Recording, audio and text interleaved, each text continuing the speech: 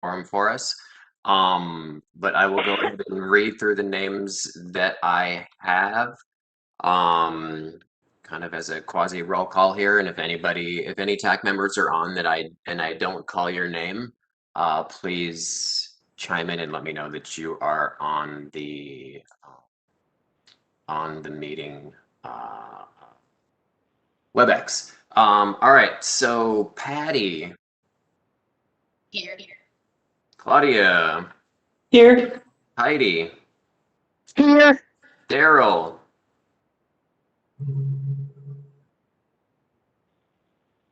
I think you might be muted, but I see you, sir. It looks like he's on, but I don't see him muted. I got a thumbs. I saw a thumbs up. Trevor. Here. Richard. Here. Sam Jasmine. I am here. Eric. Here. Ari. Sheldon. Thought I saw you pop on here. Did you jump off? Oh, no, just maybe you're not at your computer yet. John. Yes. Fantastic. Is there anybody whose name I did not mention, who's a TAC member that is on the call in the meeting right now? Why are you being dumb? And if you are not talking, please mute. Okay. Again, this is David Fenley. Welcome everybody to the, what month is it? May installment of the Transportation Accessibility Advisory Committee. Thank you all for joining us.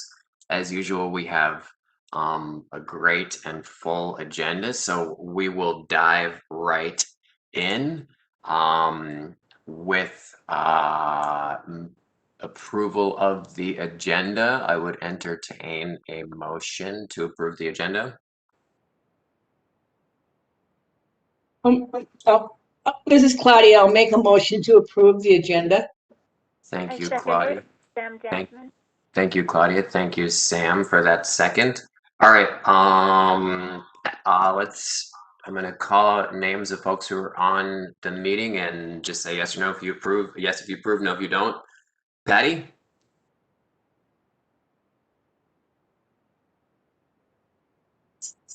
Thank you. Claudia?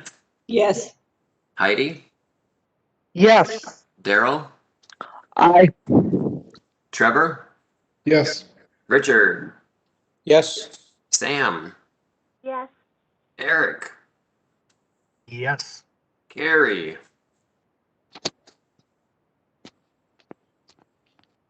Did I see a thumbs up? John? Yes. And Ken just joined us. Ken, would you like to vote Hi, yes or no on the agenda? Yes. Thank you, sir. All right, that is unanimous. Thank you all very much. Let's move on to the approval of the minutes. Did anybody have any changes or questions about April's meeting minutes? If not, I would entertain a motion to approve April's minutes. This is Ken, so moved. Did I hear a Ken motion? Did you motion, Ken? Yep. Oh, Yep. Thank you, sir. Sam seconded. Sam seconded it. Thank you both. All right. Okay, so if you No, I can't hear anything. yeah, is the audio not good? Is anybody else having trouble hearing me? No. No? Okay, so it might be on your end, Carrie. Check maybe if you have external speakers that are plugged in. Sometimes I find on my computer, the speakers aren't activated on the computer and it's just coming out of like that little tiny speaker on Okay, this is pissing me off. I'm gonna Carrie, so if you mute your mic and try to work on those, I'm gonna keep on moving forward here. But try and fix it. Okay, so we had a motion and then a second on the approval of the minutes. Did anybody have any questions on the minutes? All right, I will run through everybody. Yes, if you approve. No, if you don't. Patty? Yes. Claudia?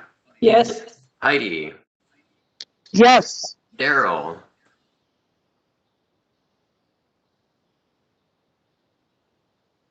I will come back, Daryl. Trevor? Yes. Richard? Yes. Sam? Yes. Eric? Yes. Carrie? Yes. John? Yes. And Ken? Yes. And I don't think anybody else, any other TAC members have joined since we voted. If you have, chime in now so I can make sure that I have you on my list here. But thank you all very much for the approval of the minutes and the agenda. We have Goldline back with us. Liz, Chris, and Andrea. They're pretty frequent presenters here. I'd say maybe every 2 or 3 months they come in and give us updates. So we all have a pretty good idea of the Goldline. I'm not sure which one of you is kicking it off, but whoever it is, usually Liz. Liz, you do a lot of the talking here since you deal with outreach for Goldline. So whoever wants to jump in and take it away. I will do that. Thank you, Chair. Hi, committee. Liz Jones here. I'm the Outreach and Engagement Lead for the Goldline Project. And today we just wanted to kind of come back, since it's been a few months since we were here, give a project update as well as follow up on mainly one main issue that came up that we've been working through the last time we were at the TAC meeting, and as well as a couple other questions and issues that came up. So project updates and follow up today. I will actually kick it over to Chris Beckwith, who is our project director, and Chris will just give an update on where the project is today. Thank you. Thank you, Mr. Chair and committee members. It's really great to be back. Can everyone, I'll assume you can hear me. Just someone wave if you can't hear me. But it's really great to be back. We've gotten some really great feedback from this committee, both as formally inside of the committee and then as some follow-up conversations. He's going to have to keep updating the computer. If you don't So, update the computer right so we now. look forward to giving you a brief update today. Can we go to the next slide? I'm just going to do a few slides at the beginning here. So our topics here are just a quick update, and then we have some follow-up items that will actually be presented by Liz and Andrea, and then a project look ahead. So if we skip to the next slide, the next slide.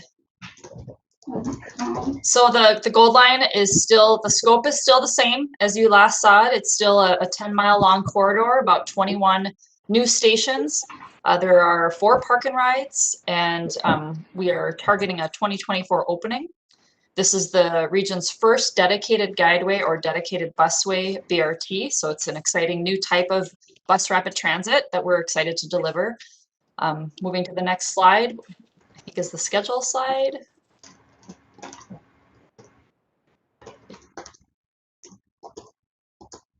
Schedule slide. There we go. So I do have some really great news to share today, and this is a little bit in the weeds, but for those of us who live and breathe the Federal Transit Administration's funding program, we are a New Starts project. We're in their New Starts program, and you've got these several gates you have to go through. So project development is usually 2 years. For us, it was a little over 3 years because we did have an extension to get into engineering. The reason for that extension was just to resolve some issues with our ridership and our project rating, which we were successfully able to do with the FTA, the Federal Transit Administration, which means that we're now in the next phase. Really great news. This just happened a couple weeks ago. So we were all doing backflips virtually at the Goldline, and I'm very excited for this because it really does make the project that much more real. We are actually at about 90% designed for our plan set. We completed a draft of that 90%, and then we're still making adjustments and still making the rounds with the TAAC and some of our local partners just to make sure we don't need to do any fine tuning at the end.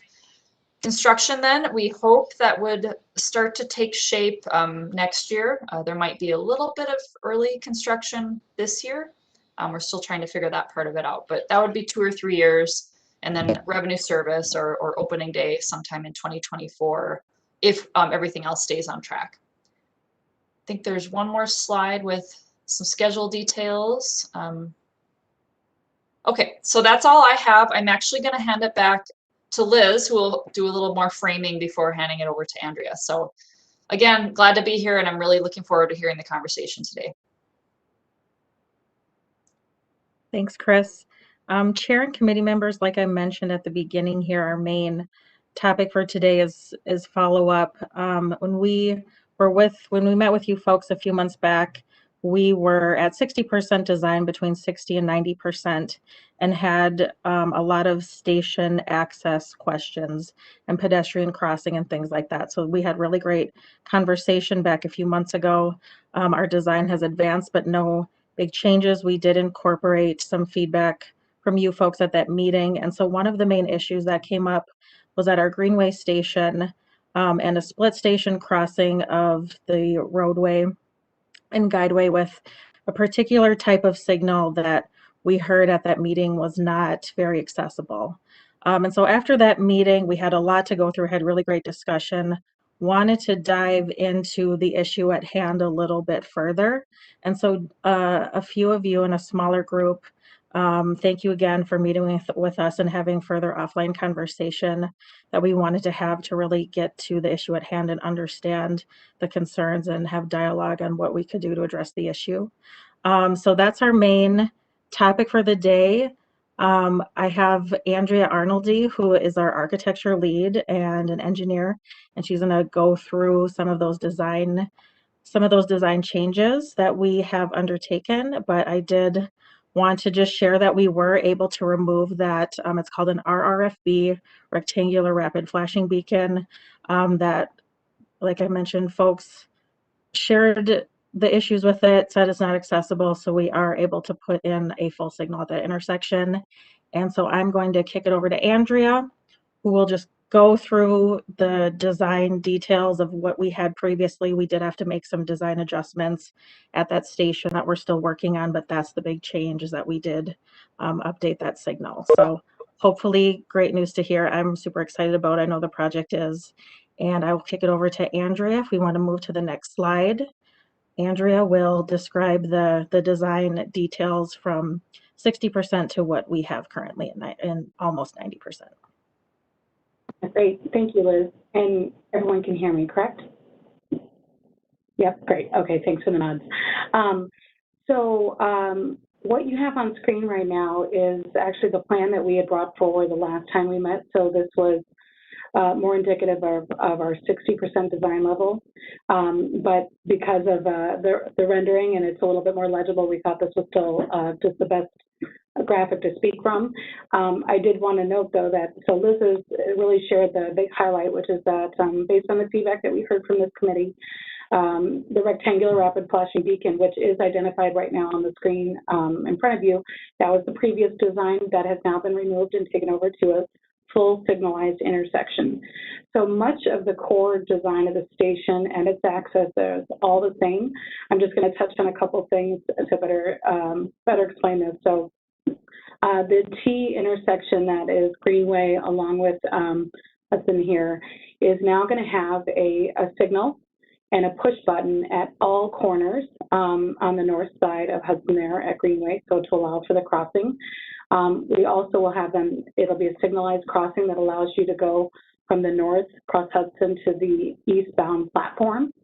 The median refuge that you have on screen is also remaining. That will also have a push button. So should someone not be able to make it, across the entire way, then they would have the ability to trigger that signal again.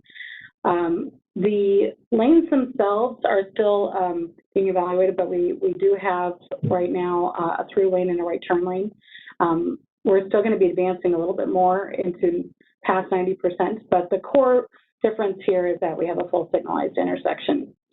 Otherwise, all the station elements that we talked about and access is very much the same. We still have bike parking and on-platform seating and shelters and everything else. So that's the key difference, I guess, that I want to highlight with this layout. I'm going to pause there to allow for any questions as it relates to the access at the station. This is David Fenley. I just wanted to jump in and commend you on taking our consideration into account. For all the TAC members, I think it was maybe 3 months ago that this was brought up, but a small group of us met with Liz and some other folks at the Gold Line and had a pretty in-depth discussion about this particular intersection and why the full signal would be safer and better for folks with disabilities. So just wanted to commend you on taking our recommendations into consideration and moving forward with the full signalized intersection. So thank you very much for that. It's nice when people hear us. Did anybody else have any questions or thoughts on? Yeah, I have a question. This is Heidi. Yes, Heidi, go ahead. My question is, and I've seen this downtown St. Paul, and I'm very disappointed at the bus stops.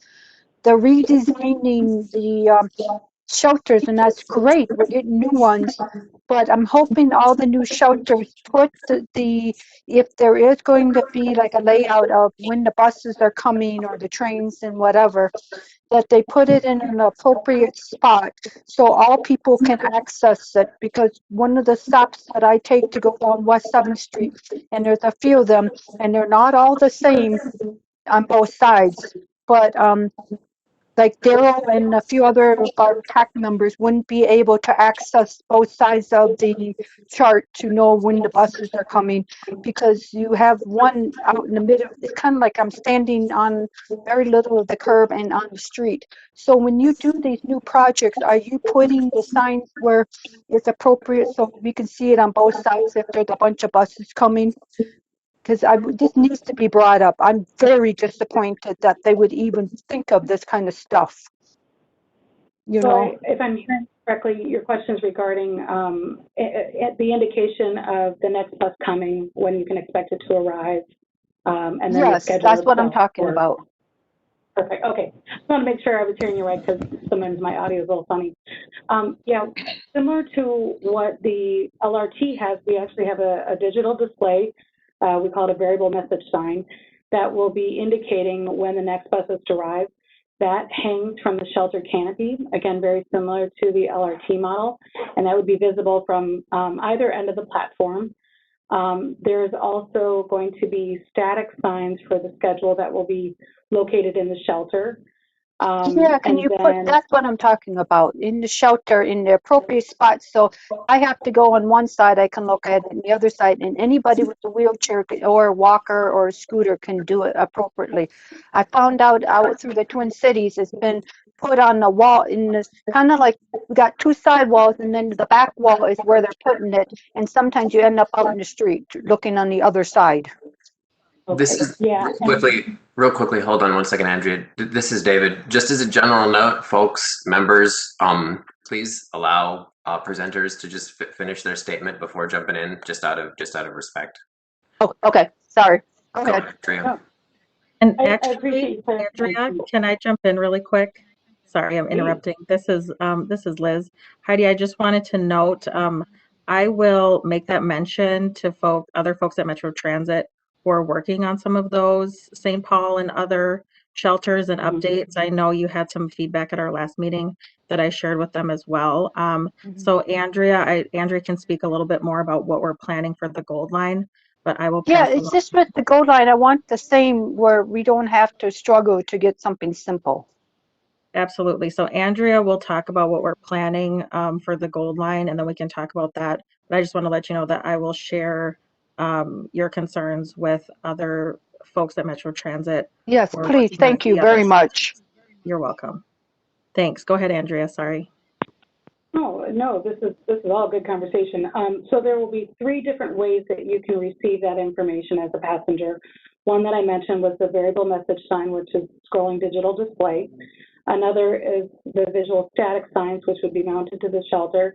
And Heidi, to your concern, the way our platform is oriented, all signs will have to be visible from the platform. We're not allowing people to step behind the shelter or experience it from different angles. So I appreciate the feedback, and we'll be very cognizant of that as we look at the sign placement there. The third way I want to identify, though, is also an audible message that is a part of the pylon. Liz is going to talk a little bit more about that later, but there is a button that you can push, and then you would receive that message as well about when the next bus is coming. So just wanted to make sure that folks know there are 3 different ways to get that information.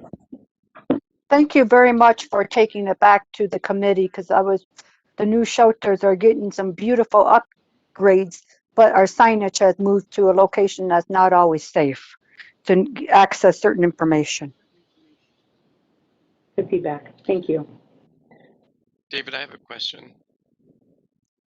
Yes, Ken. And I hope this isn't too much in the weeds, but I want to just get this on record as a request from our committee. In respect to the audible pedestrian signal, I want to make a comment about the type of announcement that is selected. So a question before I go further, my question is this signal in St. Paul proper? Are we the traffic signal at the Greenway intersection? Yep. Yeah, this one is technically Oakdale. Oakdale. Okay. So who will have jurisdiction as to set or create the settings for the audible pedestrian signal? Is it going to be Metro Transit? Is it going to be Oakdale? You know, Is Ken, it I'm not sure if county? I have the specifics of that piece. Long-term ownership and maintenance, I can't probably speak to as well. On who makes that determination. Okay. So my comment, though, is in relationship to whoever creates the settings for that audible pedestrian signal. And I'm going to compare, just for some background, I'm going to compare the 2 major cities, St. Paul and Minneapolis.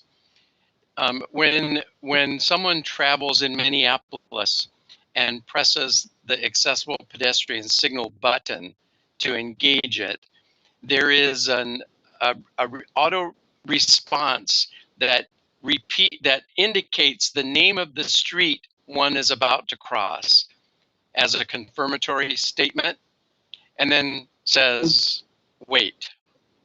In St. Paul, you don't get that statement. You get the wait, but the wait audible sound statement, and when the light changes, you get what I call is a machine gun sound, which is really a rapid percussive sound that indicates the walk light is on and you can cross, but there's no confirmatory statement about the street you're about to cross. In the MUTCD, which is currently under revision, and there are some proposed new rules that have been suggested for the MUTCD that are under comment period right now.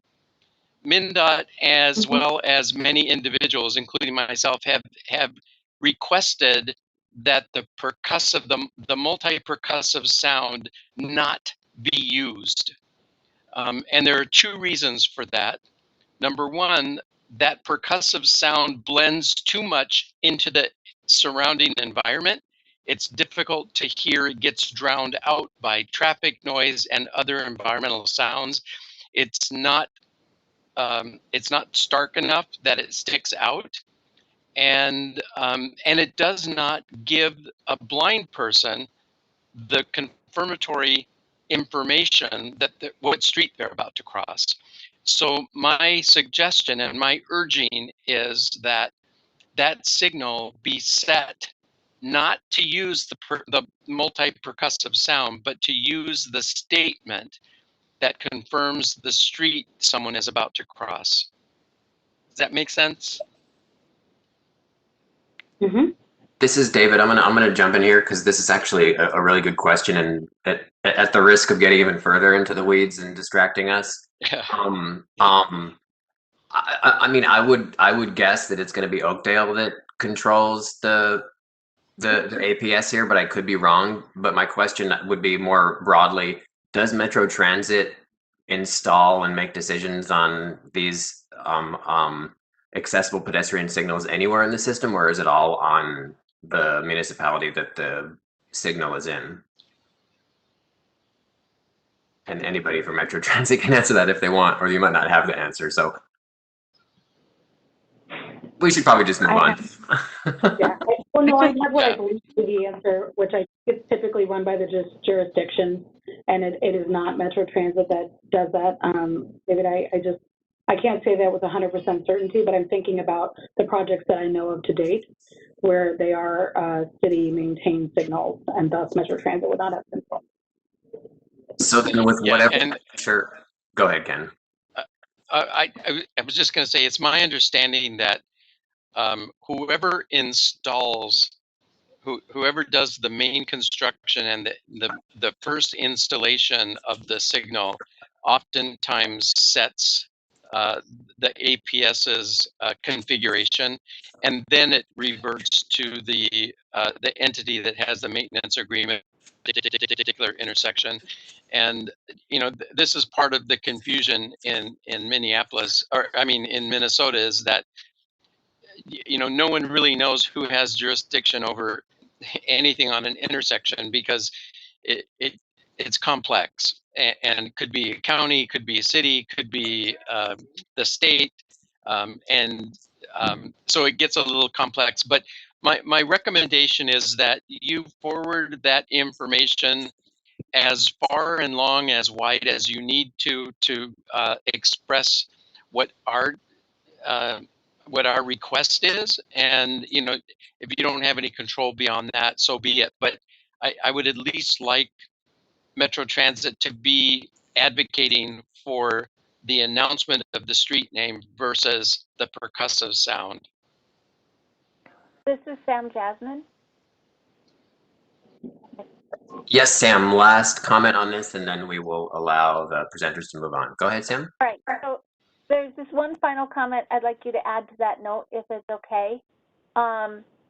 If you're going to be passing this forward, that there's also, I believe, a switch that turns on and off the countdown. So like if you're in the middle of the street and you don't know how long that light's going to be green, it will start telling you, how much time you have before the light changes. I don't know about you, Ken, but I personally find that very valuable to know when it's going to change and when I have to worry about my behind getting hit. So if you could make sure that they have that countdown switched on, because I know some instructors have asked for it to be turned off, and I feel that that's detrimental to people who are traveling to not know everything that a sighted person could know when you are crossing the street. Yeah, and just this is Ken, just some background information, and this may be, I'll keep it brief, but the the countdown timers that are installed visually at some intersections used to include an auditory component so that the number would be spoken aloud as it counted down. The MUTCD in its last revision, and the MUTCD is the Manual for Uniform Traffic Design Control Devices, or some configuration of those words. I may have them mixed up. But that is the Bible that tells states and agencies and municipalities how to set their traffic devices. And that revision, in the last revision, said that audible countdown timers must be turned off. And I did some research into why that was changed. And it was changed because there was a comment made in the comment period before that said, blind people have to listen to traffic and they don't need extra distractions. And I think that's a bunch of baloney. Blind people multitask all the time. We listen to things, multiple things at the same time all the time. And a countdown timer is not going to confuse us when we're listening to traffic. So in this next revision, I've already added comments and I have asked the state of Minnesota to include comments that that timer needs to be turned back on. In my mind, that's an ADA violation to remove the audible sound but keep the visual. That's discriminatory to people that need that sound. And I can't understand how they can make a ruling that is discriminatory to a particular group of travelers with disabilities. So again, that's just some background. Great. Thank you, Ken, for that. This is Dale. I'm making a note of that as well, Ken. I really appreciate your comments. Yep. And that will help Thank the you. people with processing too. So both of you are on target because I can use that as a guide to learn how to cross certain streets. Thank you. Okay, thank you, Just tech to members. John, just a brief comment. Go ahead, John. One- Last comment. This is David. Last Okay, comment. I'm sorry. You got it. Okay, Go bye-bye. ahead. Go ahead. No, you Okay. you can make it. Okay, wondered if a sighted person was the person who decided to turn off the timer. And the second point is, why is not it legislatively or bureaucratically a statewide decision and not, or at least a metro-wide decision rather than each municipality? This is David. Thank you, John, and all tech members for the helpful comments. Andrea, go ahead and proceed, or Liz. I don't know who we're on. Sure. Yeah, we can carry on. We're going to look at one other station if we click to the next slide, or maybe two. Sorry, that was just a summary of some of the Greenway. There we go. We're going to discuss Sunray Station very quickly. And Liz, if you don't mind reminding me, the core follow-up on this topic was about the crossing, correct? Correct. Yep. It was about whether or not the crossing of kind of how the full pedestrian crossing works, and then if the crossing of the guideway would be an APS crossing. Great, thank you. Just want to make sure I hit the points that were critical. So yeah, as we look at Sunray Station, which is a bit different than all of our other stations, this is a center platform. So what we have at the roadway intersection, which is shown in gray on your screen, this is at along Old Hudson Road, just north of 94 at the Sunray Shopping Center, right? So the intersection of Pedersen and Old Hudson Road will be a stop indicator. So for those directions, it's in all three directions, it'll be always stop.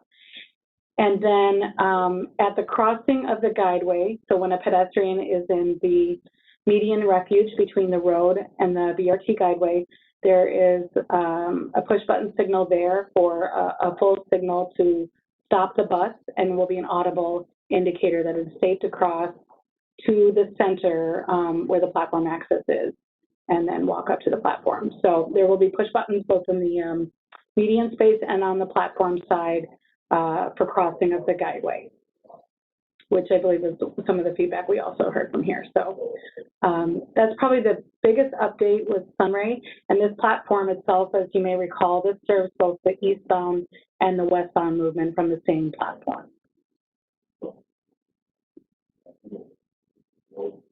Are there questions about that? I know this intersection is a little bit different than what we looked at previously. This is David. This is Ken.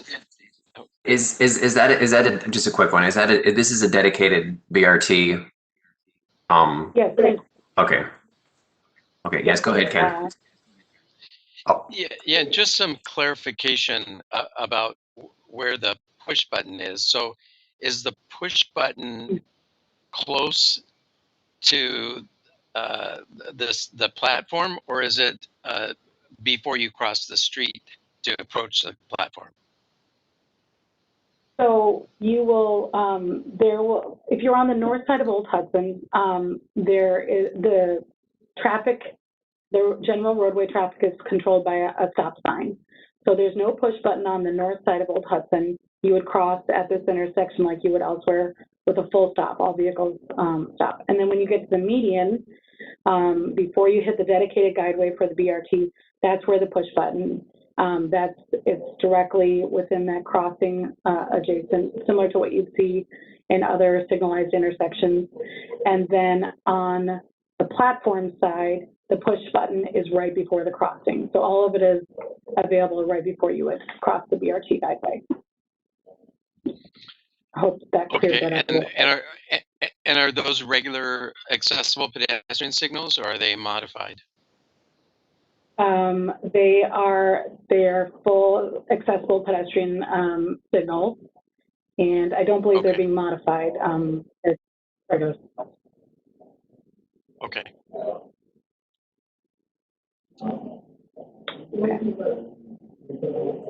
So that's our primary update for this one. It was a level of detail that was not within our 60 and what we discussed with this group before. So everything else here has been what we've reviewed previously. This is Eric Henriksen. I just have a quick question. Go ahead, Eric. Really unique. It's a really unique intersection to have kind of back-to-back median crossings, or I should say street crossings.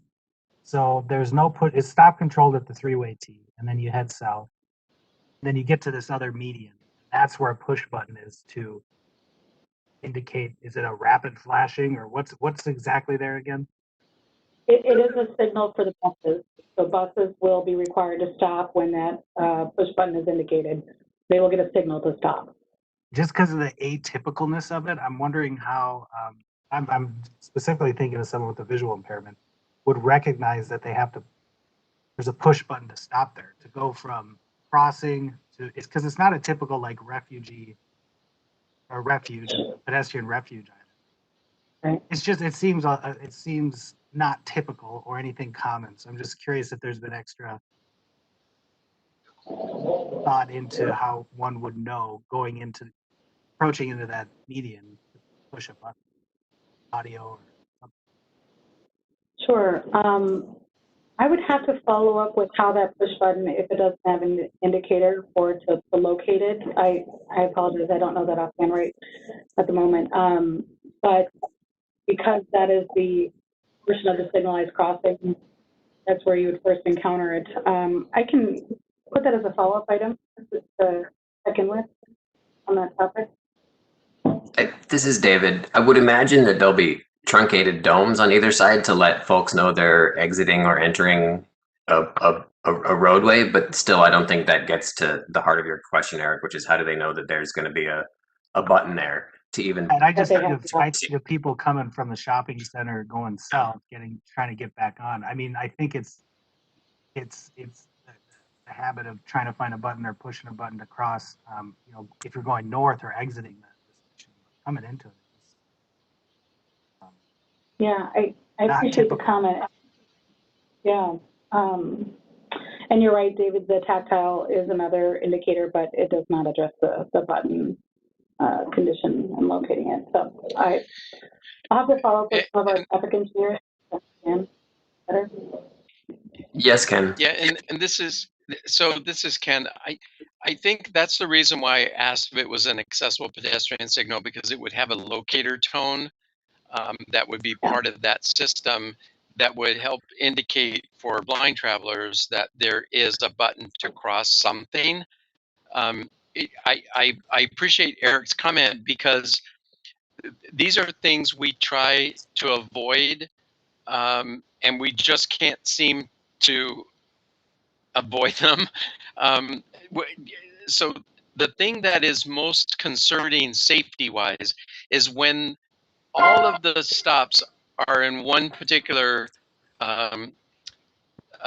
version, and then there's one stop that is, or one platform that is way different.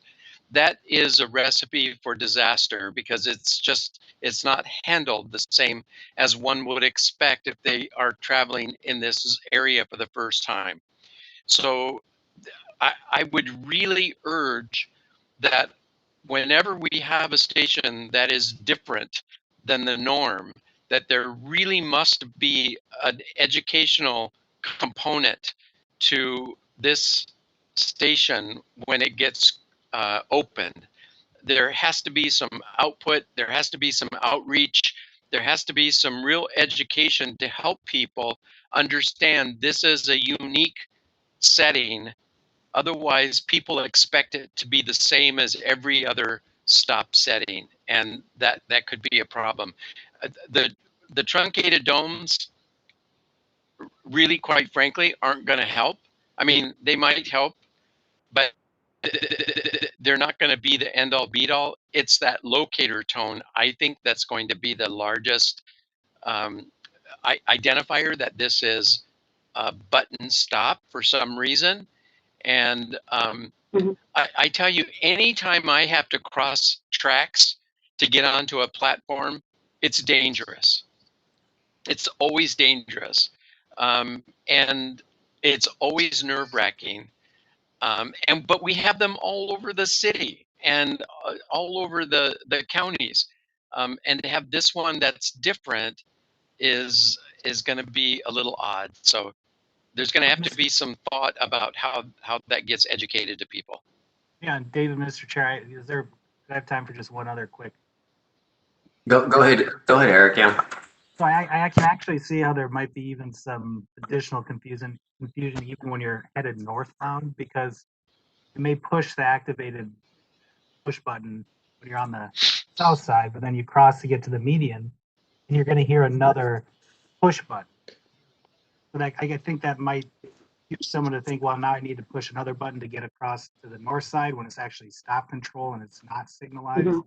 There's just, and I think, yeah, to Ken's point about an educational piece, if there's no adequate design solution, but I would hope that, I don't know, something could be. I see John. This is Heidi. I just want to say really quickly, this is a lot of learning right now, and I have to figure out how to process everything you guys talked about in order to do across the street safely.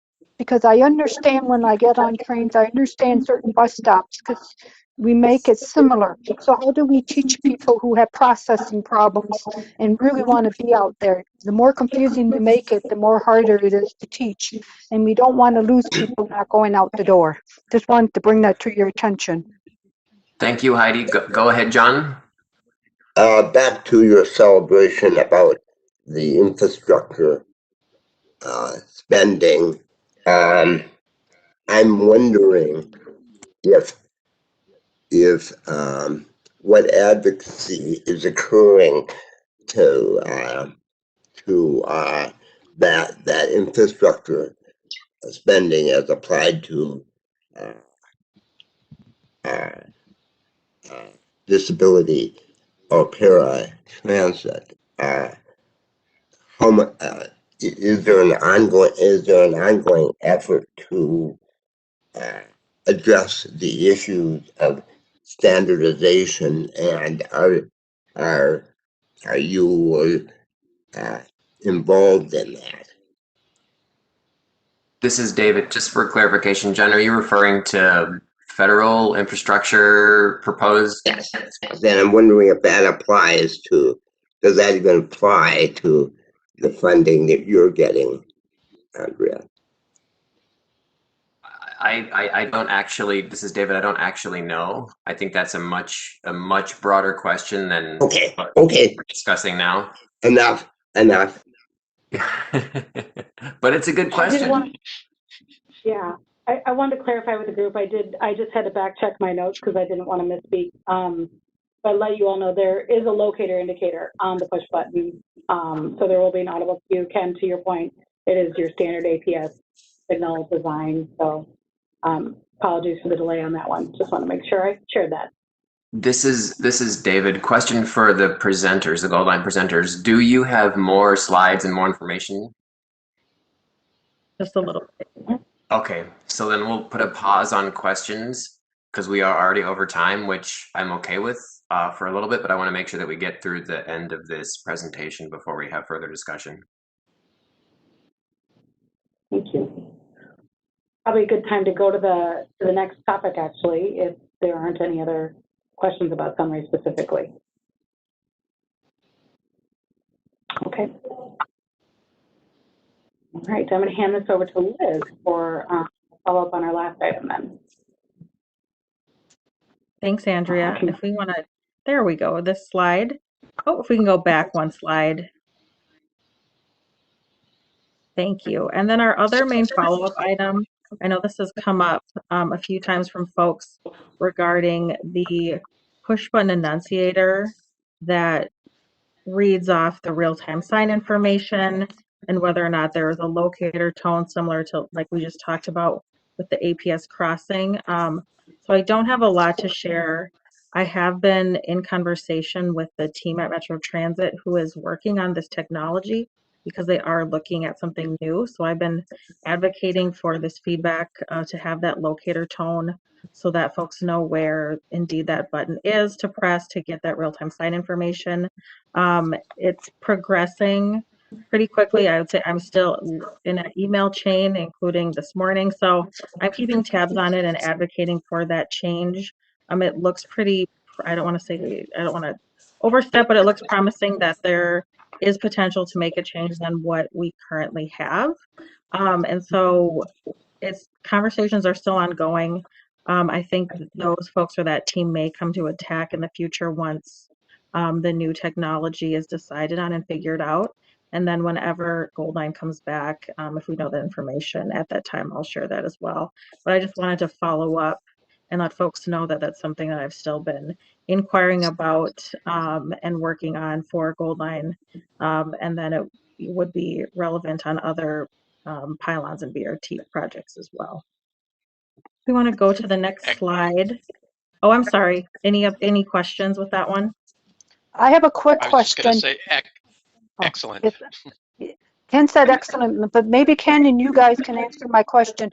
Are a lot of these electronic things you're using for the blind people, does it work well with hearing impaired people? That, like, I wear hearing aids, so I hear things way different than a blind person would. So I need to figure out if the sounds are really picking up in my hearing aids correctly so I can cross the street correctly. Has anyone ever done a study or know that it works for people like us? I don't know who can answer it, or if it's something we can just put on our radar for the future. So Thank Heidi, you. this is David. I'll give this a go, and then we should move on. So the locator signals are for a push button that will auditorily express information that's being visually displayed already. So for people who are hard of hearing or deaf, they would see the information, but for people who are blind, they have the option to find this button, which I'm sure all the presenters know where we stand on the locator. This has been ongoing for a few years now. We definitely support I just locator. want all the options, because I hear and see so in a unique way. So I just wanted all the options like you guys are talking about today. Thank you, Heidi, for that. Okay, let's keep on going. Okay, and our last slide, I will just hand back to Chris Beckwith, and she'll just talk about what to expect from the Goldline coming up here. All right, thank you. Really good feedback today from the committee. We've been taking good notes, and we have our project management team right after this meeting today, so we'll definitely convey this back to our design and construction teams as well. But kind of next steps here, as I mentioned, we just completed the draft 90% plan set. So the feedback we're getting today, any final adjustments we can make to that plan set, we would incorporate that into the 100% plan set, which hopefully would be later this summer that we would complete all the plans. And it could advance a little bit past the end of the summer as well. We would then put the plans out to request for bids from contractors. Again, we're not exactly sure when that would start. It could be late this year into early next year. They are advertised for a couple of months. It takes the contractors a little bit of time to put those prices together. So it is a long process, at least 6 months to get those bids back. And then we might do a little advanced utility work. As I mentioned, might do a little bit this year. Just get a few smaller items out of the way before we move into heavy construction in 2022. Are there any questions about the next steps and kind of getting us all the way to the finish line on this design? Yeah, are those people, this is Heidi, are those people that you're going to be putting bids out, they're putting bids out, do they really truly understand Minnesota and the weather and all the different changes? So when they put this together, no, because we've hired people from the outside and they might be really good, but they don't understand our climate or they miss something.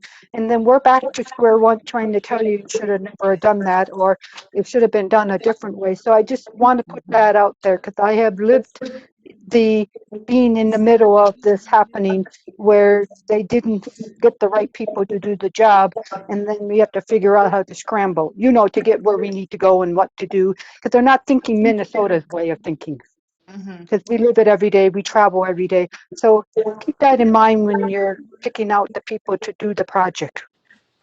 Yeah, I appreciate that. I also worked on the Central Corridor Green Line project and we actually did a 2-phase construction bidding process so that the first phase was making sure that we got a qualified pool that we were going to invite to submit bids. So anybody who wasn't qualified got weeded out in that first round. And then the second phase, we knew everybody who was proposing or bidding on the work was qualified to do it. So thank you for reminding me of that because I can bring that back to the team to see if we want to do something similar for Gold Line. This is David. Thank you, Christine, Liz, and Andrea. In depth, we like some of the details, and I think TAC members had some good feedback. So we look forward to seeing you next time you come visit us. All right. Thank you. Thank you so much. Next on the agenda, marketing and transit, from Leah and Bree. Feel free to dive on in whenever you like. And I'll give you a full 30 minutes too. I know we're a little bit over, but we should be good. All right, thank you, Chair Venley. This is Bree. Thank you, Chair and committee members, for having us here today. My name is Bree Grand. I'm a project manager in Metro Transit's Transit Information Department, and I'm joined today by Leah Jans, who is a senior graphic designer in our Creative Services Department. Next slide, please. We wanted to provide a quick overview about what we'll be presenting today. I did want to note that we'll be leaving some time for questions at the end. But today, Leah and I are here primarily to talk to your committee about an effort within our division to improve how we integrate accessibility into our work and ask for any interested committee members to join us in forming a working group to address this. We'll explain more about that toward the end of the presentation after we provide a little bit more background and context. The departments that Leah and I work in are both part of the Marketing and Transit Information Division, which we'll provide a little more information about so you have some more context about what we do on a day-to-day basis. We'll then go over the background about this new accessibility integration project, along with some current accessibility project updates for projects that we're working on at the moment, as well as proposed next steps for working with TAC. Next slide, please. So as mentioned, Leah and I are with Metro Transit's Marketing and Transit Information Division. Our division consists of 4 departments: Transit Information, Commuter Programs, Market Development, and Creative Services. We'll talk a bit more about each department, but as a whole, our division works to attract new and retain current customers, whether they ride the bus, train, carpool, or bike, and maintain and increase their satisfaction and riding frequency through strategic marketing, branding, and effective customer information.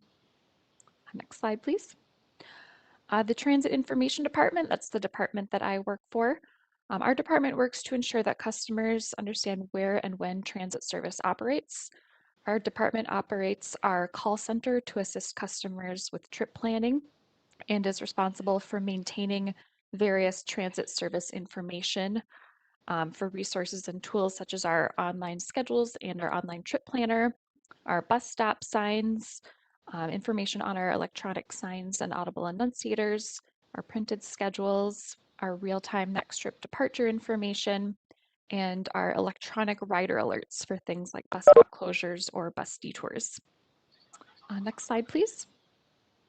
The Commuter Programs Department administers various programs that help commuters make sustainable travel choices, such as ride matching for carpools and preferential carpool parking, bike locker rentals, and partnerships with metro area employers.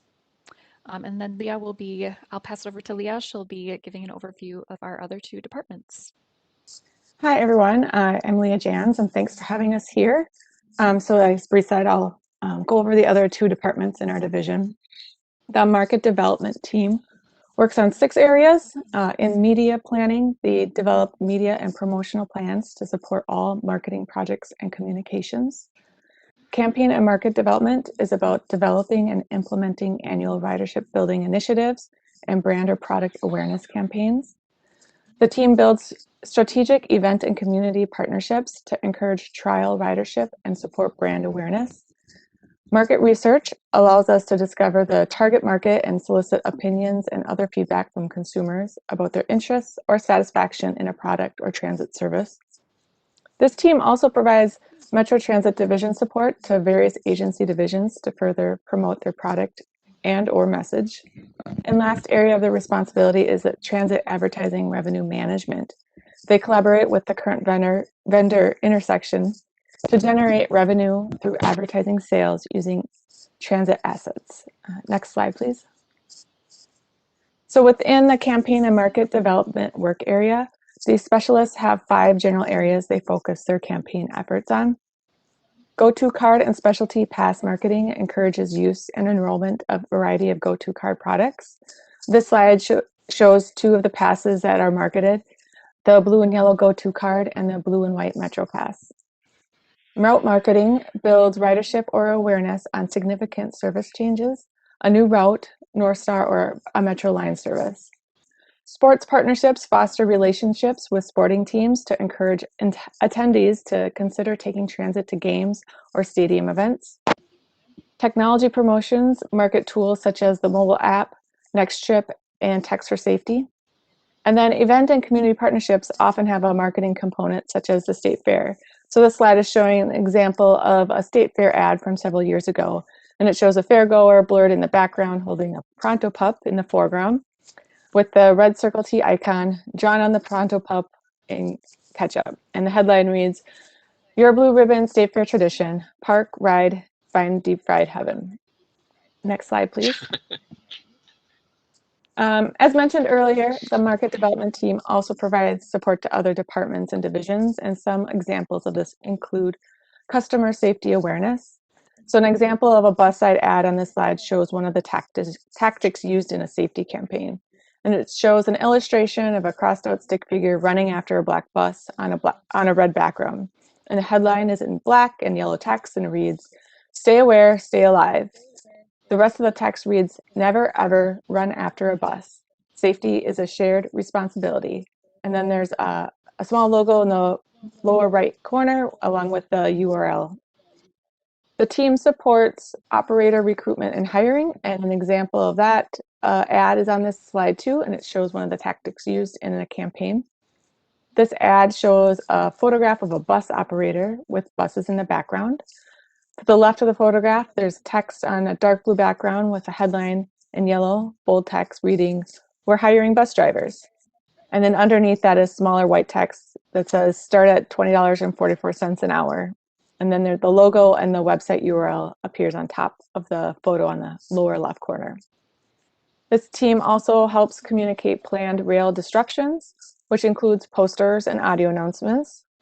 And another example shown here, as divisional support includes transit project support materials, such as Network Next and planned transit improvements. So the example is an interior bus ad, then shows one of the tactics used in the Network Next campaign. The colors are white, blue, and red, and the text is in blue on a white background on the left side. There's a red tone image of a bus on the right side. The headline is in bold text and reads, "Help Metro Transit Imagine the Future of Bus Service Today." And the text below reads, "Learn about Network Next, a 20-year plan for expanding and improving the bus network and how you can get involved." And it shows the Network Next logo and the project URL, and the Metro Transit logo is on the bottom on a blue background.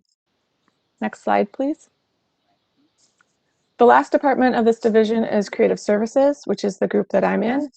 We work with nearly every division in the agency, but we work very closely with the other departments that I had described earlier. In 2020, Creative Services completed over 1,000 requests for 24 different departments. Those requests touch the 5 different work areas that include copywriting, which focuses on writing and editing copy for campaigns and projects; graphic design, which focuses on designing printed and digital pieces, as well as managing the production and delivery of the materials; photography and videography produces assets for campaigns, projects, and social media posts; social media, this area manages the social media accounts and creates the content for those posts; and the web design and development area includes user experience and interface design. We design, test, and develop website pages, web assets, and other screen-based media. Next slide, please. Specifically, Creative Services produces a lot of materials that range in size, purpose, and format. This list is a handful of items we may produce for campaigns or general information. So literature includes pocket schedules, brochures, fact sheets, and reports, and these could be printed or digital. Advertisements include printed ads placed on the bus and train side panels, the printed posters displayed inside shelters or at stations, and digital ads that are posted on digital screens like the displays at stations or on websites and social media. Signage includes schedule posters that list the route schedules at each stop and station, facility identification signs, decals or ground clings, temporary A-frame signage often used for sporting events, and banners. Maps can be static or interactive, printed or digital, and they're created for route information, transit planning, detours, and route marketing. Emails are sent out to promote programs or to provide transit customers with information about upcoming route changes. And direct mailers are produced to market programs or routes and to increase ridership. Next slide, please. So now that we've provided a background of what our division does, I'll explain why we're here and what the Accessibility Integration Project is all about and how it started. In September of 2020, our division formed an internal equity and inclusion work group to collect ideas and recommend projects to help our division more thoroughly integrate equity into our work. By December of that year, the group presented 6 project recommendations to the marketing director, Bruce Howard. All 6 projects were approved to move forward, and Integrate Accessibility was one of the 6 recommended projects. Next slide, please. So what is this project? Our need is to ensure the work of our division serves customers who have physical, sensory, and cognitive disabilities. Our scope is to identify the gaps and determine the best practices and opportunities. The benefits of this project are that customers receive the information they need in a manner that they can understand. And our goal is that our division has clear and actionable accessibility goals and can track progress toward meeting them. We already have a few accessibility projects that fall outside of the scope of this project, and in the next slide, Bree will talk briefly about those. Next slide, please. Oh, it's on. Oh, perfect. Thank you.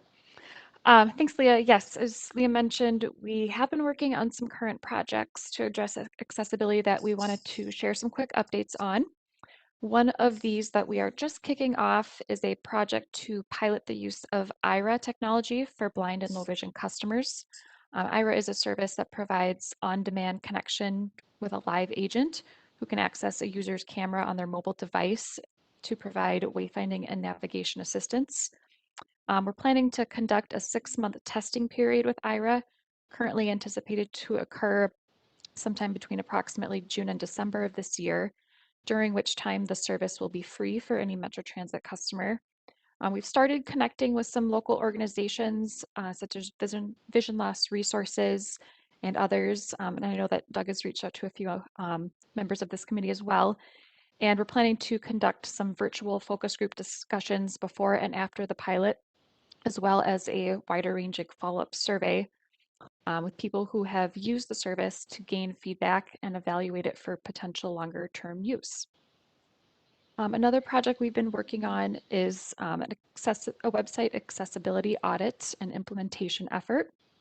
A cross-agency group called the Digital Accessibility Advocacy Team is managing a multi-year split contract with WECO and Accessible 360. WECO audits our websites for digital accessibility issues, and Accessible 360 has provided the council with recommendations for implementing greater digital accessibility across our programs, including transit information and marketing. Current projects involve reviewing and updating document templates for accessibility and ensuring that the metrotransit.org website is accessible according to Web Content Accessibility Guidelines 2.0 Level AA. And another project that you're likely aware of that we're working on this year is a priority seating awareness campaign to remind people and reinforce the message that the marked designated seats on buses and trains are reserved for seniors and customers with disabilities. And at this stage, I believe Pam Steffens is currently leading a working group to get that project kicked off. Next slide, please. As far as next steps for the new accessibility integration project that Leah talked about, what we're proposing is forming a working group with a few committee members from TAC, and we want to begin meeting in June to get some input on what direction we want to go to address this.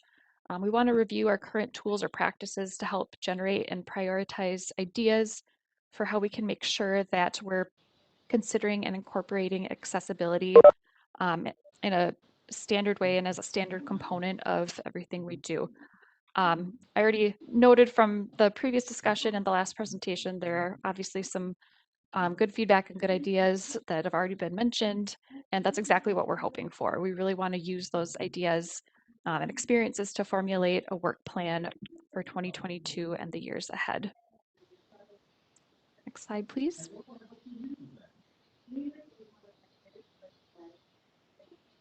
And so Leah will give a little more info about what we're hoping for the working group specifically. Thanks. So this project is all about collaborating with TAC members. So we are looking for 3 to 4 TAC members to join this group. At this point, we aren't clear on the exact time commitment this project will take, but we're anticipating this group will meet for approximately 4 to 6 months. We will meet once per month, and the meeting length will likely be an hour to 90 minutes, and we'll be meeting virtually via Teams. The level of effort will include reviewing documents, including marketing campaigns and transit information materials, and providing feedback in between those meetings. After this work group and project is finished, we'll be reporting back here with the final outcome and what the plan is moving forward. Next slide, please. So we can take any questions now, and if you're interested in joining this project, you could let us know now, or let Doug Cook know, and we can get going. And then our contact information is here if you have any other follow-up questions. This is David. Just real quickly, Carrie. I'll get to you next. This is David. This is giving me lots of ideas.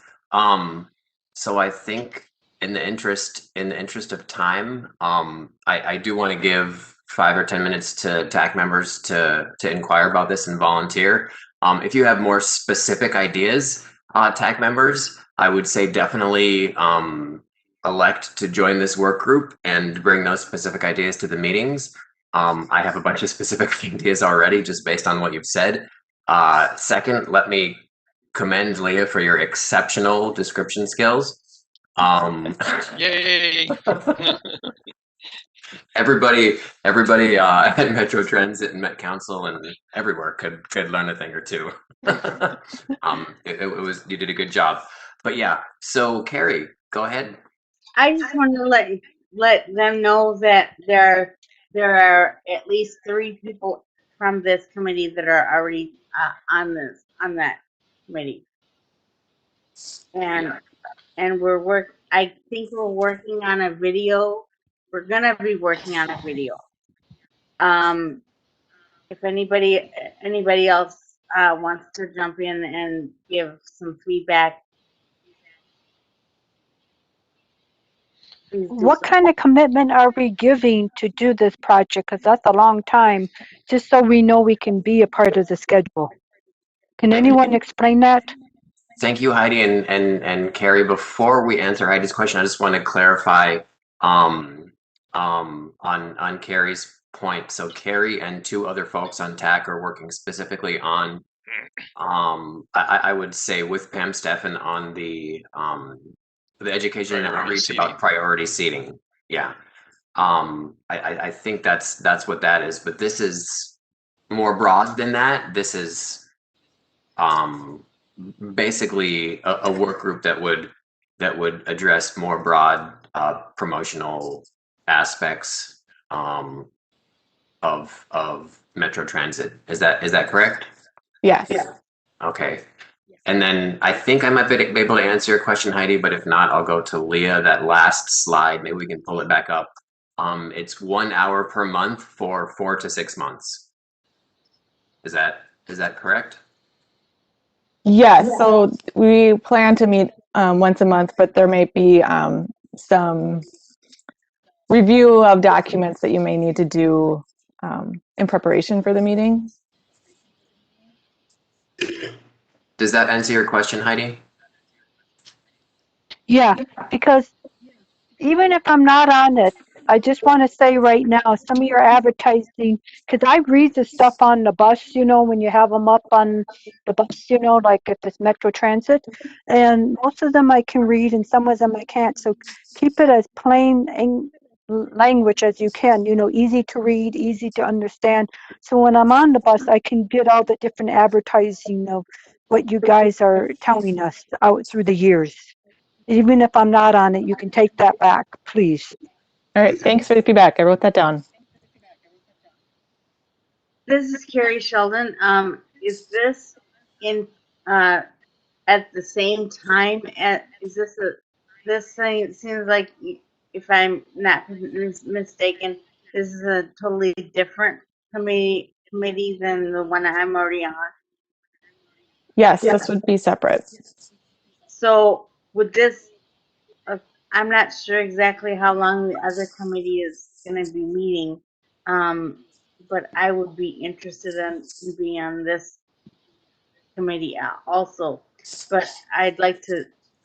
I need to reach out to Pam to find out if this committee and our committee are going to be meeting together. I mean, at the same time. Sure. So, but I am interested. Great. That's the same thing I was thinking. I am interested because I read them all the time, so I can help you to understand if I can read the big words, the little words, if I like the pictures, the advertising, because that's what catches your attention. But it's the same with what Carrie was talking about. It's when are you having it and how are you putting it together, you know? That makes the difference. Thank you. Pre-John Clerk Committee, I feel like I want to applaud also your descriptive skills and the hard work, and I believe I really want to be on this committee. I think you may have afforded me the opportunity of transportation or paratransportation nirvana, but we'll see. Thank you for this opportunity. Thank you. It looks like we got 3 to 4 people already wanting to do this. Can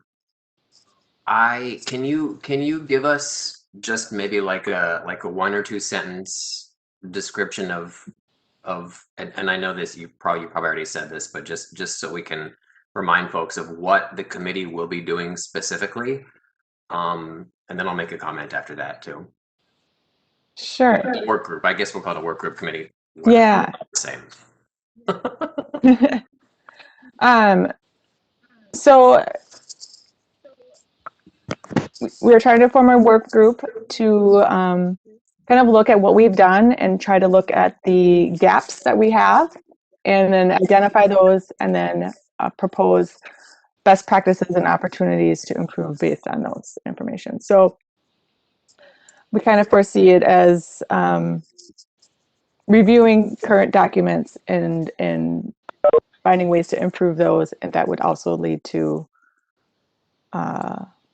creating some sort of best practices to inform future projects. Does that make sense? That sounds perfect. This is David again. So I think we had Heidi, Carey, and then Richard messaged me saying that he would be interested. Okay.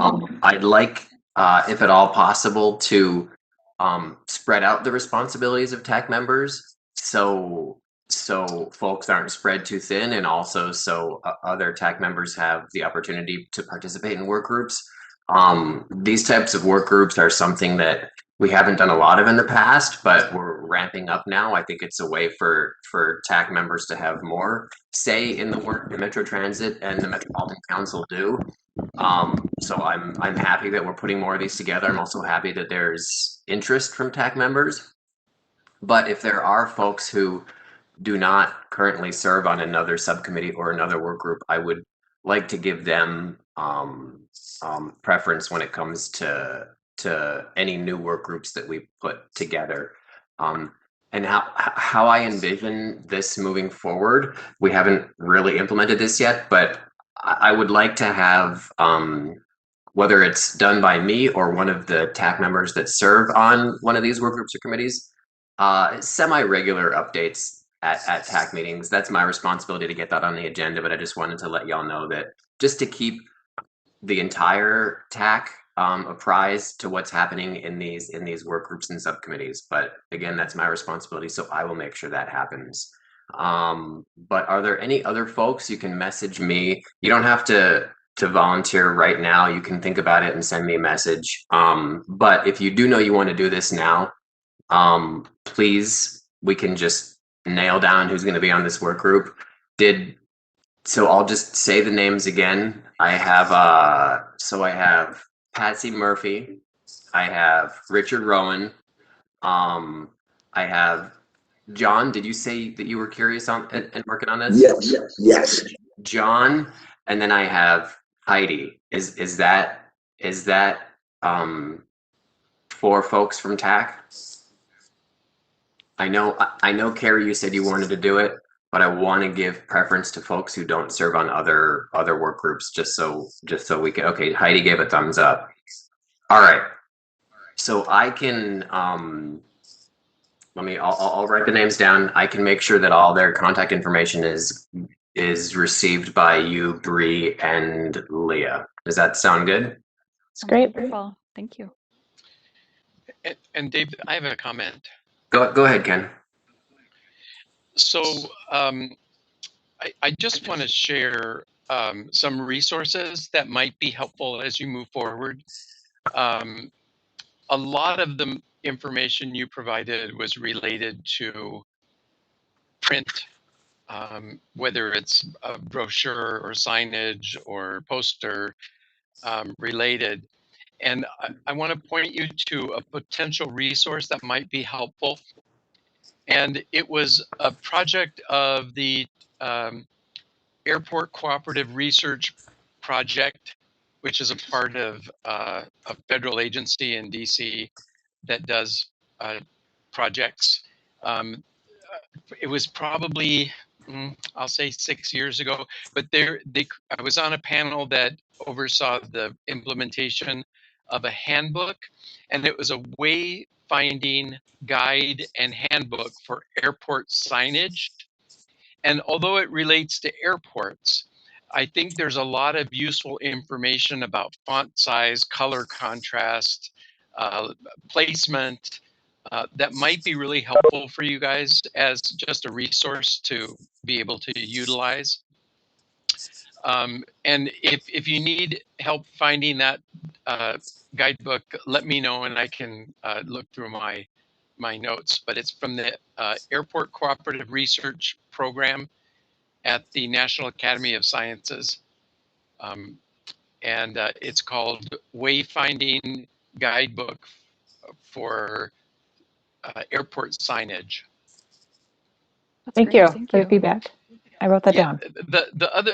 the other thing I would just want to mention, and there was one thing that stuck out, and I second David's comment. I applaud your very wonderful audio description characteristics.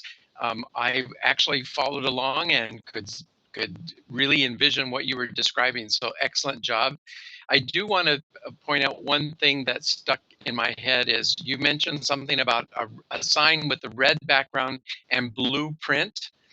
And it made me think about there may be some resources that you can take from the digital accessibility guidelines in terms of contrast and color ratios. Mm-hmm. So a red background with blue print makes me think, oh my goodness, someone with color blindness or some form of color blindness may not be able to see that. That's Mm-hmm. a contrast that's not kind of in the general realm.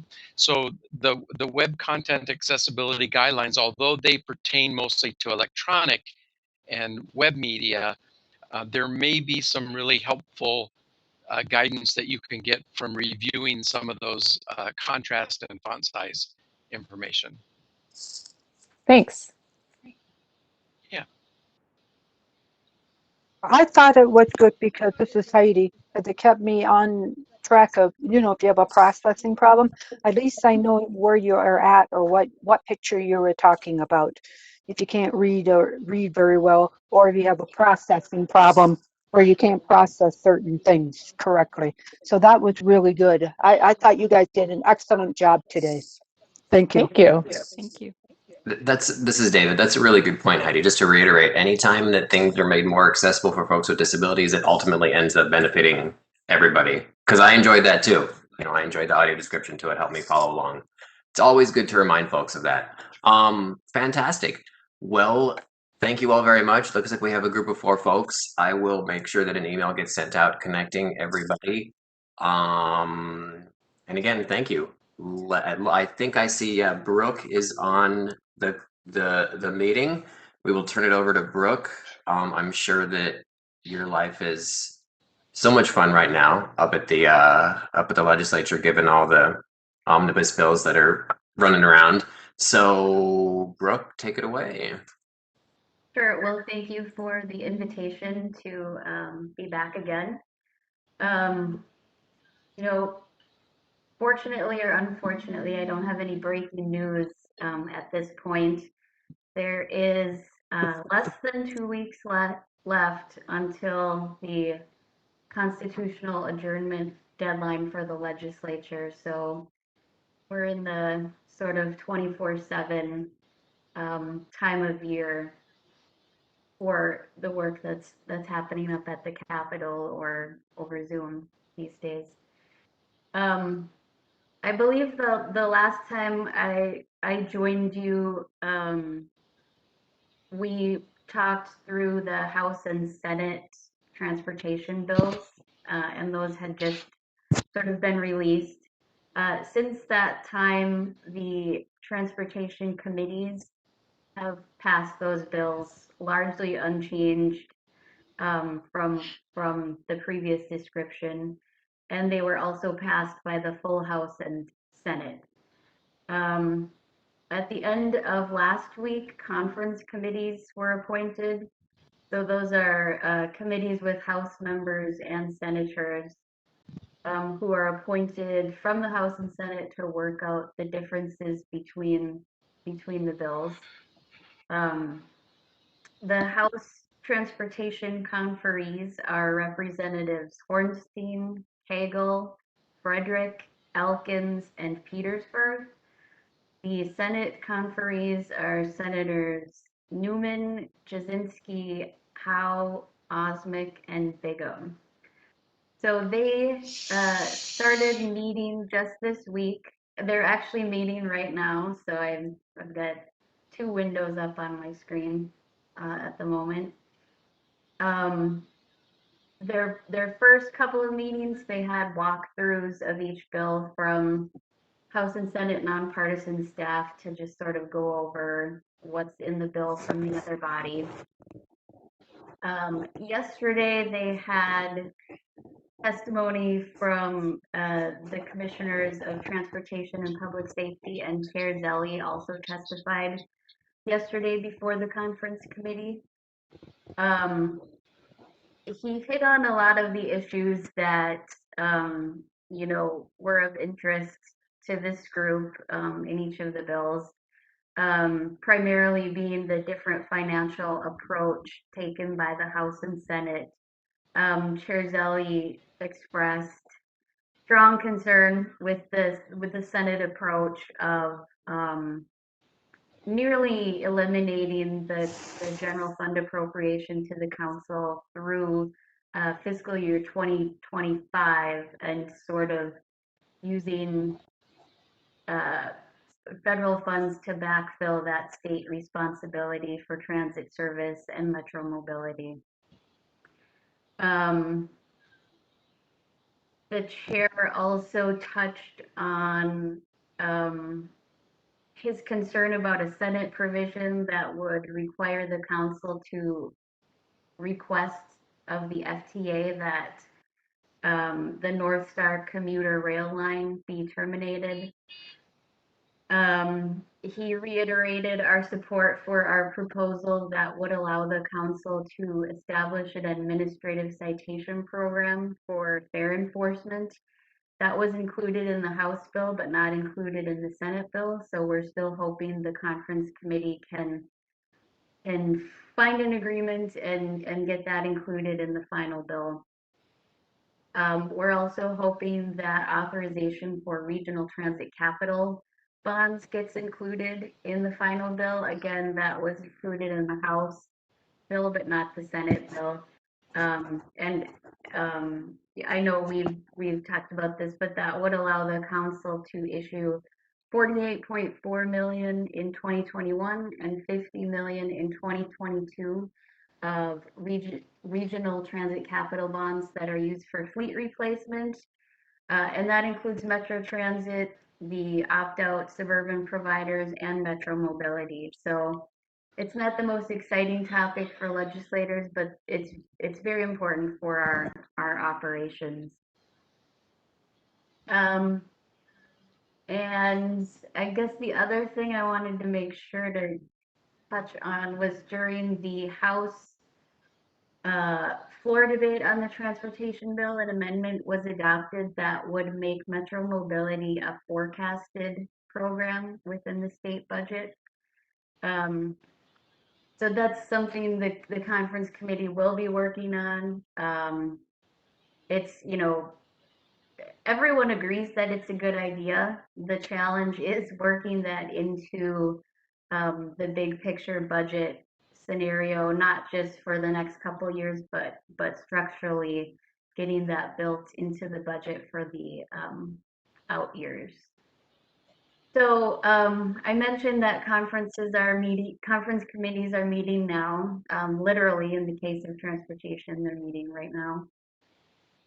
They're sort of stuck in limbo a bit as the leadership from House and Senate try to negotiate the big picture budget agreement.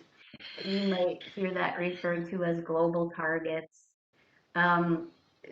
Basically the conference committees are waiting for their targets so they can really truly start negotiating the budget, so they know what they have to work with financially. And so that's sort of where we are. The discussions are ongoing between Senator Gazelka, who's the majority leader in the Senate, and Speaker Hortman in the House, and the administration. How are they going? I don't know. The goal was to get targets by this Friday so that conference committees could, you know, really get to work into the details in getting a budget agreement. I really don't have any guesses as to whether that's realistic or not at this point. This is my 7th or 8th session with the council. I worked at the House a few years back, and I've been surprised both ways with how agreements were able to come together and were not able to come together. So I don't have any good predictions at this point, but I'm happy to take any questions from members. This is David. Do any members have questions or comments for Brooke regarding legislative stuff? Hey, David, this is Trevor. Go ahead, Trevor. Hi, Brooke. I was wondering if you knew of anything about funding for Metro Transit and Metro Mobility in the Transportation Omnibus Bill. It does cut funding for Metro Transit and Metro Mobility, obviously to supplant it with federal funding. But I think my concern is that after, the 2025 or whenever the fiscal year and the funding, will Metro Transit and Metro Mobility have to go back to the legislature and ask for a restoration of their funds? And would they give, a 600 or 700% budget increase from 5 million to 35 million, which is their current operating budget? Right. That's a great question. And that's sort of to the point that the chair testified to yesterday. We know that Metro Transit and Metrobility in current law are set up with a pretty significant structural deficit. We've been able to use these federal funds to sort of limp through this problem for the current year and actually for this current biennium. But we know that that really big structural deficit is looming.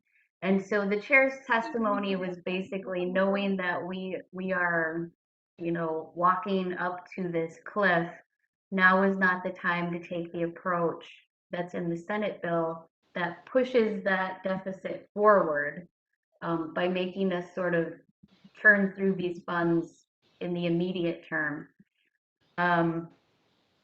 The House has, Chair Hornstein has said that the House is not interested in an agreement that would eliminate our general fund and make this problem worse and make it imminent. So that's where the parties stand right now. We obviously are opposed to a budget deal that would make this problem, the significant problem, significantly worse. And that's sort of where these larger negotiations on budget targets come in. I don't foresee a negative target for this committee, so they shouldn't have to make up ground anywhere. But it's just a matter of prioritizing where these limited general fund dollars for transportation go at this point. Thanks, And Brooke. I should mention also for transit specifically, the House bill included a metro area sales tax. So that a new source of revenue obviously would take care of a lot of the general fund problems. The Senate has no interest in pursuing new revenue for transit at this time. So again, it just illustrates how very, very different the approach of the House and Senate are on the transportation bill. Yeah, absolutely. I mean, it's also a big divide between greater Minnesota and the metro area. And so when you have state government get involved, did they give any kind of projection to how much the sales tax, if passed, would raise for Metro Transit? Yeah, so it's a 0.5-cent sales tax, and I am looking here. Oh, I have so many papers. It's around $200 million per biennium, I believe. Don't quote me on that. I can send the chair the spreadsheet that would have that. Yeah, that would be great. Thank you so much. Yeah, I'm trying to follow the conference committee hearings, and 3 of them I'm following, so I'm glad that you're paying attention to the transportation one. A lot going on at the same time. Yeah. Daryl, are you on and do you have a question? I think you might have been having some connectivity issues, but Daryl, I know that you. Yeah. Go ahead. Yes, I'm here. Thank you, Chair. Thank you, Brooke, for your due diligence in trying to follow this. My concern is this. The governor when the governor took office, he did separate metro mobility funding. He took it out of the transportation or out of the general funding. He gave it its own separate seat. What I'm concerned about are because the Senate is trying to do their maneuvering and their creative backfilling with some COVID dollars and some federal relief dollars.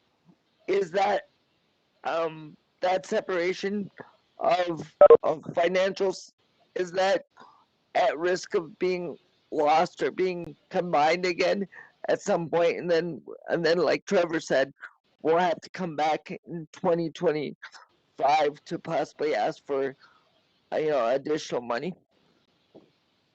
Sure, I understand your question and your concern. So you're correct. In the last budget, one of the really good things in the last budget was that Metro Mobility received its own line item for general fund money from the state. And though the Senate bill does nearly eliminate that through fiscal year 25, it does keep that a separate line item. So whereas previous to the 2019 budget, the council got one general fund appropriation that was just labeled for transit operations. Even in the Senate bill, there is one line item for Metro Mobility. There is a separate line item for bus and rail operations. Those are kept separate, even in the Senate bill. The concern is just that those are brought down to almost zero through fiscal year 25. But they did retain that separation. Okay. But the concern, as in the second part of your question, the concern is, we're always, Metro Mobility, to fund Metro Mobility, it's never the same number from one budget year to the next. We know that that's going to go up because demand for the service goes up. So if you bring that amount down to almost zero, then what you need to request in the next budget just goes up by tens of millions of dollars. So that is correct, your concern there. Thank you. Are there any more questions from TAC members? Yeah, I have a question. Go ahead. My question is, because I've actually been at the rallies and stuff, but it seems like the disability community is always the one that gets cut to make up for all the other things that are problems. And with COVID right now being the big issue, we're already being cut in other ways. And I think you guys know that at the Capitol, if you haven't been hearing our voices, for hearings and at different meetings, Zoom stuff. But can you go back and ask them how are they going to make up for certain things? Because it seems like every year we get cut big time, and then because you can only raise it only so much to the point where people can't afford certain things, and transportation is a very vital need for certain people when human services doesn't do it. So we have to rely on Metro Mobility or some kind of transportation to get to work or medical. So we gotta come up with something where we all can be friends with each other, if that can even work. Just wanted to throw that out there because I've seen us being chopped at the chopping board many times over. Thank you. Yeah, that's a great point. The issues at the legislature just always get siloed, but we know that what happens in one budget area impacts another, and in ways that's not always able to be reflected on a spreadsheet. So that's a good point to remember. And just take it back and trying to talk to them going, because right now COVID is making it kind of restricted, you know, and what we can and cannot do, and then who can help us. And so whatever we can keep would be great. At the same time, I could still go and do it, you know, with the buses, the trains, with Metro Mobility and whatever else is available for us that you guys come up with. Thank you. Are there? It looks like we've corrected our time deficit on our agenda. But we do have time for maybe one or two more comments or questions from TAC members, if you have them. So this is David Fenley. I didn't announce myself before, but I'll just one quick point on this budget discussion. You know, paratransit's federally mandated. It won't go away, but what it does is it puts them at Council and Metro Transit in a tough position to have to make decisions with dollars. So it's unfortunate that we see, you know, these types of bargaining chips at the Capitol, but that's what their jobs are up there, is to negotiate these types of things. Brooke, thank you very much. One more question, Chair. Go ahead. I just have a question. Given the fact that we've already lost over $100 million in revenue, not you know, that was about, those numbers I looked at were about 4 months ago, relating to fares that we haven't been able to collect or been able to recoup because of transit numbers being down. Are there any creative ways, or what are we to do as citizen transit users, and how can we help you in the next, less than 2 weeks to go here? How can we help you, and what are your advice to us as transit users, to make sure that we can increase ridership and regain some of the losses that we're experiencing due to COVID-19? And just, let's face it, some of the fact is our ridership is down because people are not commuting back and forth to work as much because they're doing telecommuting such as this. So so how do we recoup that, or make substantial changes in our system instead of show the dollars, you know, that we definitely need, and how do we get those dollars? Well, you raise a good point that legislators are wrestling with too, in terms of, we don't really know what transit is going to look like post-pandemic. You know, we've had other periods of time where it looked like the world was going to switch to a more telework style mode that, you know, it didn't really turn out that way. Right. Now we've been doing it for, you know, a year. So is there gonna be a significant change? What will that look like? How will we adapt our service as those needs change? And, you know, I believe we're still, our messaging is still essential trips only. So, you know, we're and more creative and Brooke, in that regard, the essential trips only, but those of us that are vaccinated and those of us that care about transit, I wanna ride the transit system because I want to make sure that somebody that needs to use it for an essential service, it's there and it works for them. So I mean, there are some of us that I just have to ride the system to make sure it works for other people that need it when they need it. Thank you, Daryl. That's a fantastic point. Did anybody else have any comments or questions for Brooke regarding legislative happenings? If not, we will move on. This is Claudia. I just want to thank everybody that helped us with the speaking today and to let us know when we can get to the legislators in person so that they see who we are and we can talk to them. Great point, Claudia. Okay, again, thank you, Brooke. We appreciate the update. Robust discussion focusing on budget. Let's move on. Blue Line update. Ken, do you have information for the Blue Line? Sure, it's pretty simple. Blue Line Committee meets tonight. Last month, We're losing him. it was. It's very hard to hear Is you. that better? Oh, that's perfect. Yep. Okay, yeah, I moved my mic up. So Blue Line met last month after our TAC meeting, and primarily we met with a business advisory committee. We had a joint meeting. Typically, the citizen advisory committee recommendations go to the business advisory committee, and then they go to the joint committee. So we met together last week just to kind of get parameters of what work we're starting to do. Tonight's meeting will continue that. We're still looking for a route, alternative route.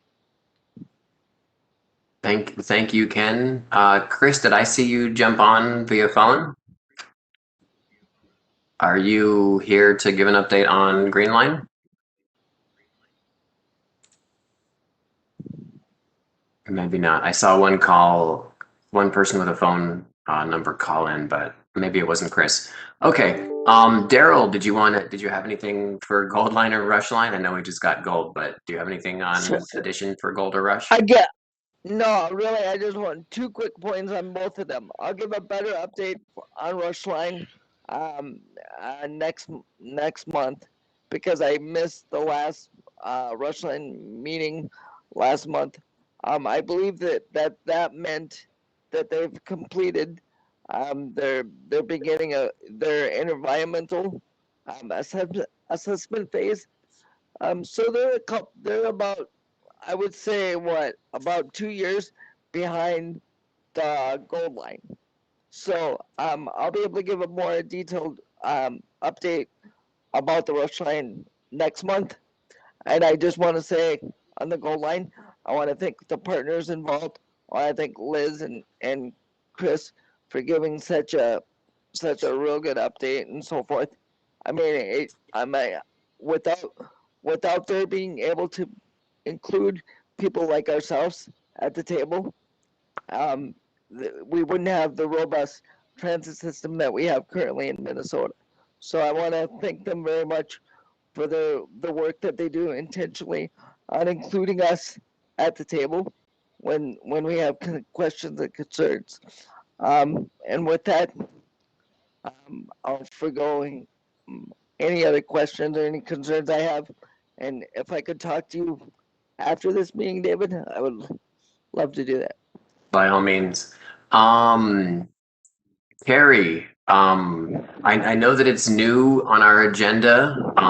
We haven't had this on our agenda ever before, but it's on the agenda. You do not have to give an update on the priority seating TAC work group, but if you would like to, you have an option right now, Carrie Sheldon.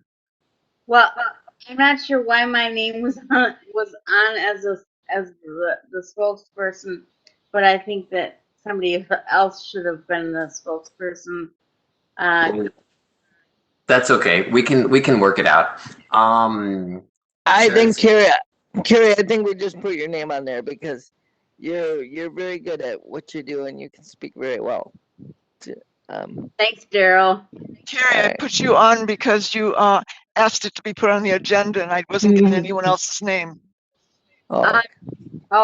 It's okay. We can work it out. I do not have information. I do not have a chair's report to. Daryl, yes. Do we want a priority seating report or not?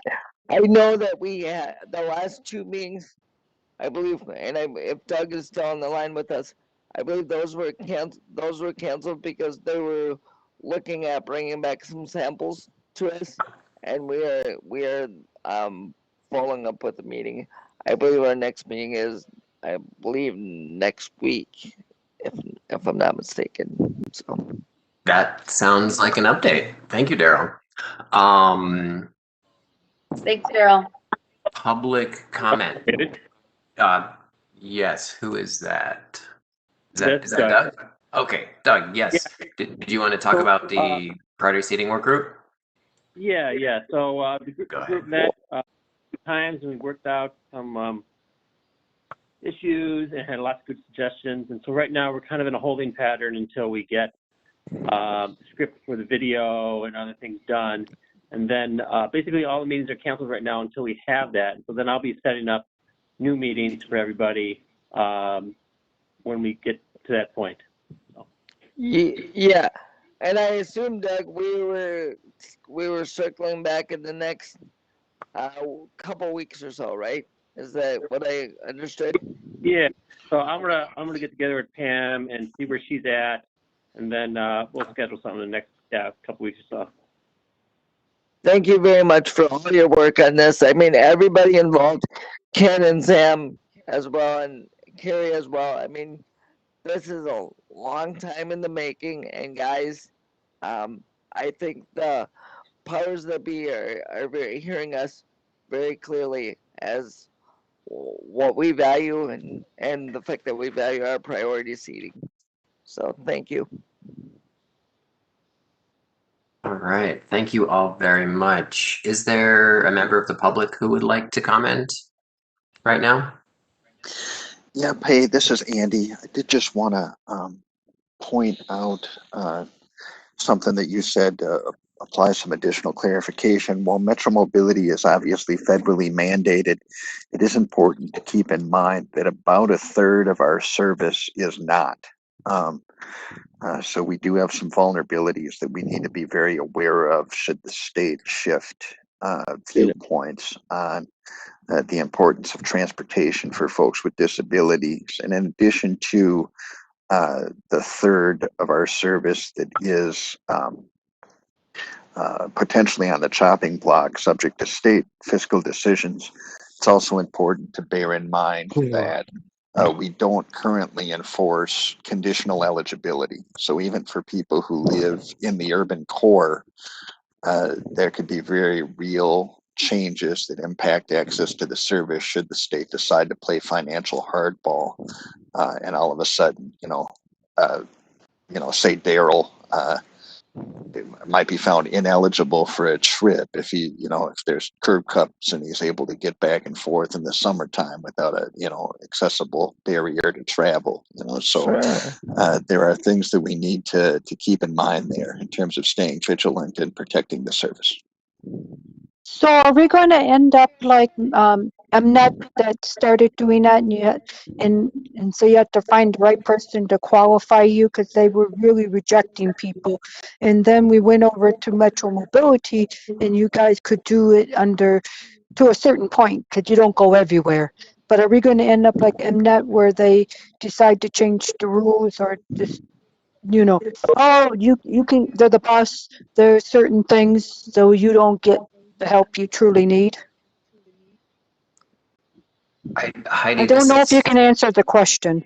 This is David. I think that if this is looking like this will be, if their decisions will have to be made because of a reduced budget, I think that's going to be a full agenda item. We don't have the time or the information because it's all proposed budget decreases only in the Senate.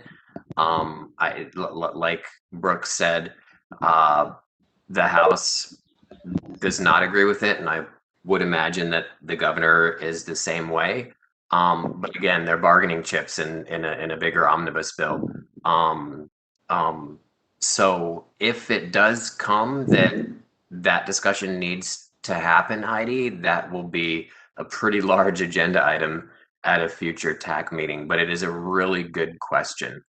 Because I know people who literally, in order to survive, in the community, they use Metro Mobility as their transportation back and forth to work so they can be a part of the society, and stuff. So the disability community is not just for fun, but use it for real Metro Mobility for real good reasons, and it needs to stay there. So I, like people like me, can stay independent and that can never drive, but still go to my doctor's appointments and do certain things when human services won't step up to the plate. So there's a great need. So if we can get our voice out there or campaign or do letters, I would be willing to help.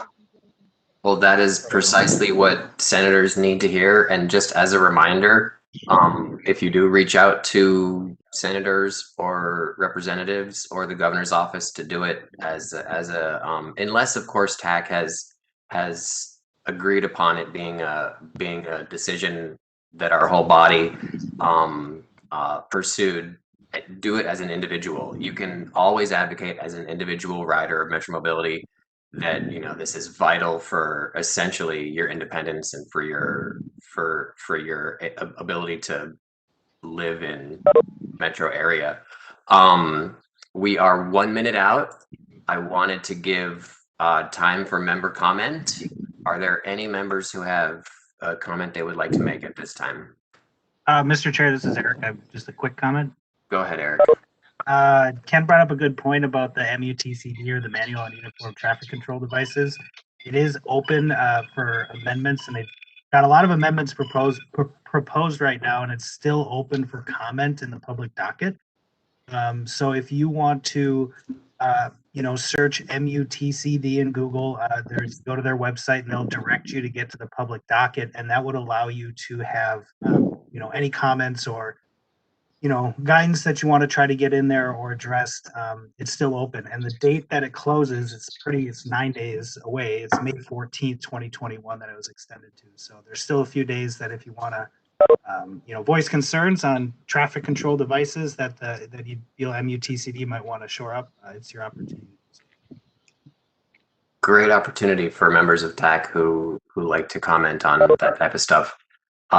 We have no minutes left, but I would give, if one person has one member has one more comment they want to make, by all means. Otherwise, say goodbye because we are losing people fast. Do we have public comment? I already asked for public comment and nobody spoke up. Sorry about that. And this is Ken.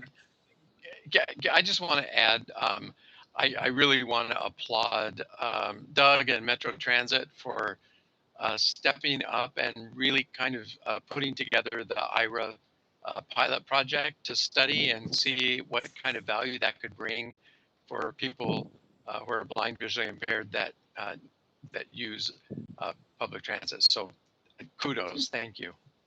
I agree. And I just want to say real quickly, I got an email from the Met Council saying that we're having our meeting this month, so we are being heard. It's just very generic, so they don't know there's member comments. They don't know if you're on it, So I just wanted to tell you guys that. But I do see it in my email box. I just see that Councilmember Sterner turned his camera on. Councilmember Sterner, did you want to say something? And you're muted. Yeah, I just would say that I'm here listening and hearing what the comments are and everything, and I do bring that to the council, being one of the council members, and I'm here to support the advocacy of the committee. So please reach out to me, or feel if you're not being heard. Yeah. But you guys are doing a wonderful job, and I really support everything. It's great to have you bringing our concerns back to the council. Thank you very much, Councilmember Sterner. All right, thank you, Chair. All right, with that.